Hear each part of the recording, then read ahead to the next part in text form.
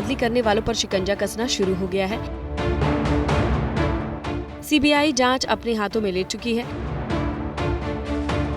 CBI पूरे action में है। सीबीआई को नीट यूजी, नीट नेट दोनों ही परीक्षाओं में हुई धांधली की जांच का जिम्मा दिया गया है। सीबीआई ने नीट यूजी धांधली मामले में एफआईआर दर्ज की है। सीबीआई की स्पेशल टीम बिहार भेजी गई है। सीबीआई की टीम बिहार पुलिस की ईओयू से अभी तक की जांच का हैंडओवर लेगी। सीबीआई की एक टीम गुजरात भी भेजी गई है। पेपर लीक के दावों, पूरे देश में हो रहे विरोध प्रदर्शन और अदालतों में याचिकाएं दायर किए जाने के बीच सीबीआई को पूरे मामले की जांच का जिम्मा दिया गया।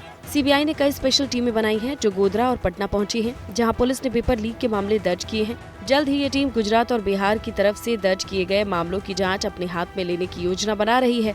सीबीआई प्रवक्ता के मुताबिक शिक्षा मंत्रालय ने सीबीआई से अभ्यर्थियों, संस्थानों और बिचौलियों के कथित अनियमितताओं के हर पहलू की व्यापक जांच कराने को कहा, जिसमें साजिश, धोखाधड़ी, अभ्यर्थी की जगह किसी और के परीक्षा में बैठने, सबूतों को नष्ट करने की जांच भी शामिल है। अधिकारियों के मुताबिक परीक्षा के आयोजन से जुड़े अधिकारियों की भूमिका भी जांच के दायरे में होगी। सीबीआई ने अज्ञात व्यक्तियों के खिलाफ आईपीसी की धारा 120B आपराधिक साजिश और 420 धोखाधड़ी के तहत एक नया मामला दर्ज किया है। नीट यूजी पेपर लीक का महाराष्ट्र कनेक्शन भी सामने आया। लातूर पुलिस भी पेपर लीक मामले में एफआईआर दर्ज कराने जा रही है। महाराष्ट्र एटीएस ने अब तक 2 शिक्षकों को इस मामले में पूछताछ के लिए तलब किया है। सरकार भले ही छात्रों की नाराजगी खत्म कराने में फिलहाल कामयाब नहीं हो पाई हो, लेकिन एक्शन अब जमीन पर उतरने लगे हैं। शिक्षा सुधार के लिए बनाई गई हाई लेवल कमेटी की आज दिल्ली में पहली बैठक होगी। समिति 22 अगस्त तक अपनी रिपोर्ट शिक्षा मंत्रालय को सौंपेगी। जिन सुधारों की सिफारिश की जाएगी उन्हें अगले परीक्षा सेशन तक लागू किया जाएगा। कमेटी परीक्षा कैलेंडर पर भी गौर करेगी, सुझाव देगी। कमेटी परीक्षा प्रक्रिया के तंत्र में सुधार, डेटा सुरक्षा प्रोटोकॉल में सुधार और एनटीए की संरचना कामकाज को लेकर सिफारिशें करेगी। नीट परीक्षा से जुड़े कुछ और याचिकाएं सुप्रीम कोर्ट में सुनवाई के लिए लगी हैं। पिछली याचिकाओं पर एनटीए को नोटिस जारी करते हुए 8 जुलाई को अगली सुनवाई की बात कही है। इसीलिए आज डिटेल सुनवाई की संभावना कम है, लेकिन हो सकता है कि एनटीए परीक्षा में गड़बड़ी की जांच सीबीआई को सौंपने की आधिकारिक जानकारी आज कोर्ट को दे। सूत्र ये भी बता रहे हैं कि सरकार ये मानती है कि नीट कैंडिडेट के मन में आ गया था कि एनटीए की व्यवस्था में गड़बड़ी है, जिसे सरकार ने समझाया, उसे ठीक किया। ग्रेस मार्क की व्यवस्था का कोई प्रावधान ही नहीं था, लेकिन एनटीए ने ग्रेस मार्क दिया। सरकार इसी को गड़बड़ी की वजह मान रही है। इसी आधार पर एनटीए के डीजी को बदलने का फैसला लिया गया।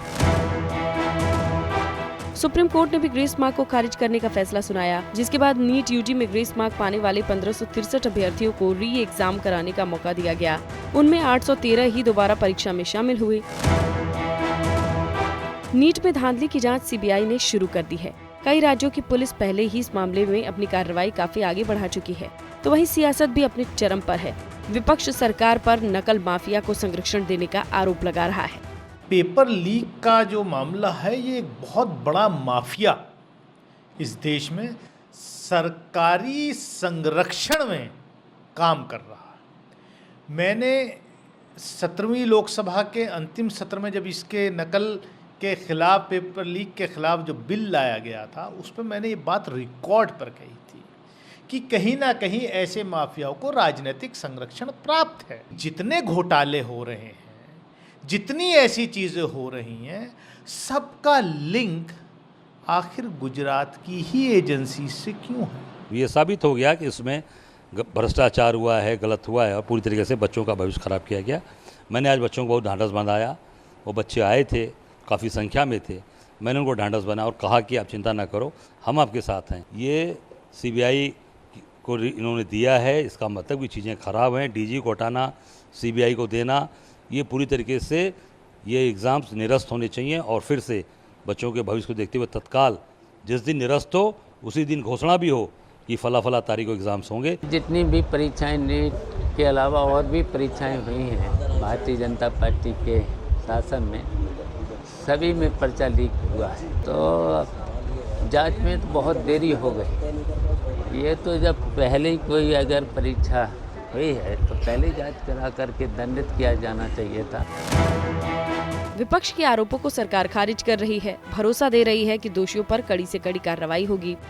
प्रियंका गांधी जी के पार्टी के ज़माने में बहुत घोटाले होते थे, बहुत सारे इसी तरह के काम होते थे लेकिन ये नीट एग्ज़ाम में जो भी कुछ हुआ है, जो पेपर फूटी का जो हुआ है, ये बात अच्छी नहीं है। और माननीय धर्मेंद्र प्रधान जी जो हमारे HRD मिनिस्टर है, शिक्षा मंत्री है, उन्होंने मतलब जो एग्ज़ाम में घोटाले हुए थे, पेपर फूटी हुई थी, उसके लिए मतलब पूरी इंक्वायरी भी बिठाई है और जो भी उनको दोषी पाएगा उनको कठोर उनके ऊपर कार्रवाई होगी।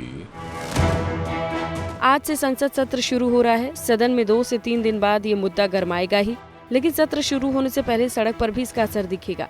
नीट में धांधली के खिलाफ आज कांग्रेस की स्टूडेंट विंग NSUI संसद का घेराव करेगी। NSUI संसद भवन के करीब जंतर मंतर पर विरोध प्रदर्शन करेगी।